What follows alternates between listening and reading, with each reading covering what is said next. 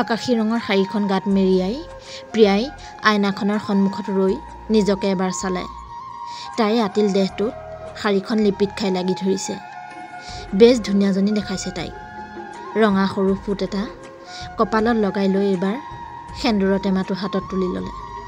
চুলিৰ মাজতেই কোনেও ধৰিব নোৱাৰাকৈ তাই সেন্দুৰ অলপ লগাই ল'লে।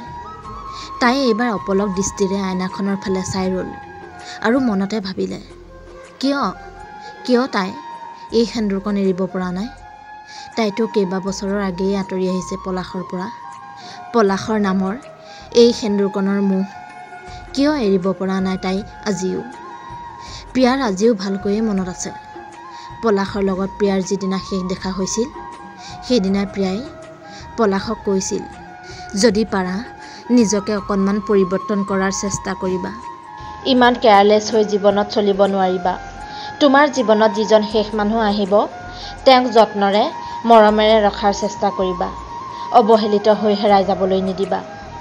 অকণমান যত্নত যেনেকৈ সকলো সুন্দৰ হয়, ঠিক তেনেকৈ অযত্নত সকলোৰে হয় ক্ষয়।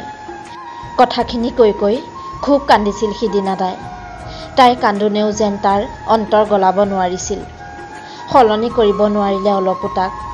কেৱল কামৰ বাহিৰে যেন একোৱে চিনি নাপাইছিল সি। এটা যন্ত্ৰৰ দৰে হৈ পৰিছিল সি।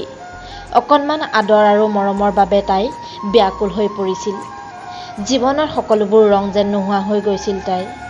কেৱল তাৰ খোৱা বোৱাৰ যোগাৰ, ঘৰৰ কাম, এইবোৰৰ মাজতে সীমাবদ্ধ আছিল তাইৰ জীৱন। কলেজত লগ পোৱাৰ পিছৰে পৰাই পলাশ আৰু প্ৰিয়াৰ মাজত প্ৰেমৰ সম্পৰ্ক গঢ়ি উঠিছিল। প্ৰিয়াৰ ঘৰখনে পলাশ আৰু প্ৰিয়াৰ সম্পৰ্কটো মানি ল'বলৈ মান্তি নহৈছিল যদিও তাইৰ সুখেই সুখ বুলি ভাবি এদিন পলাশৰ লগত বিয়া পাতি দিছিল। প্ৰথম অৱস্থাত দিনবোৰ ঠিকেই গৈ আছিল যদিও লাহে লাহে যেন প্ৰিয়াক পলাশে সময় দিবলৈ এৰি দিছিল। বহুত বুজাইছিল তাই তাক। তাৰ পৰা অকণমান সময় বিচাৰি কাকুতি মিনতি কৰিও যেন তাই কোনো সঁহাৰি নাপাইছিল। এদিন অধৈৰ্য হৈ তাই ত্ৰিভুজ লৈ একেবাৰে আঁতৰি আহিছিল পলাশৰ পৰা। তাই তাৰ পিছতেই জইন কৰিছিল এখন স্কুলত। উচ্চ শিক্ষাৰে শিক্ষিতা হোৱাৰ বাবে তাইৰ চাকৰিটো পোৱাত অসুবিধা নহ'ল। সেই তেতিয়াৰে পৰা তাই ব্যস্ত হৈ পৰিল কণ ল'ৰা ছোৱালীবোৰৰ লগত। সিহঁতৰ খং আৰু হাঁহিৰ খিলখিলনিয়ে তাইৰ জীৱনটো পোহৰাই তুলিলে। তাই যিখিনি বিচাৰি এটা সময়ত হাবাথুৰি খাব লগা হৈছিল, সেইখিনি আজি তাই বিচাৰি পাইছে সিহঁতৰ মাজত।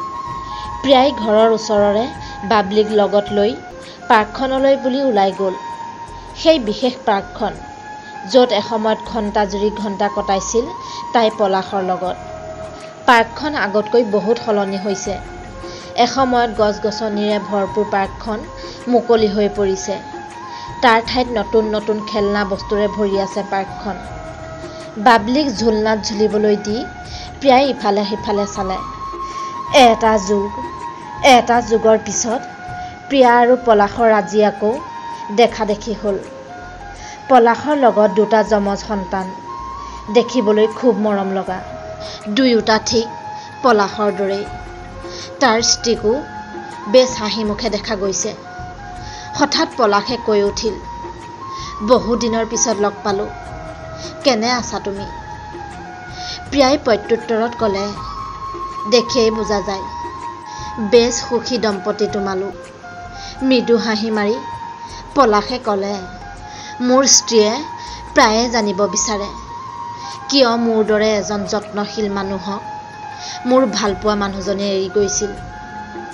কিন্তু মই লাজত আজিলৈ ক'ব পৰা নাই যে মোৰ অৱহেলাৰ চিকাৰ হৈ মানুহজনীয়ে এৰি যাবলৈ বাধ্য হৈছিল। প্ৰিয়াই আৰু বেছি সময় থিয় হৈ থাকিব নোৱাৰিলে। তাইৰ হাত ভৰি কঁপিছে।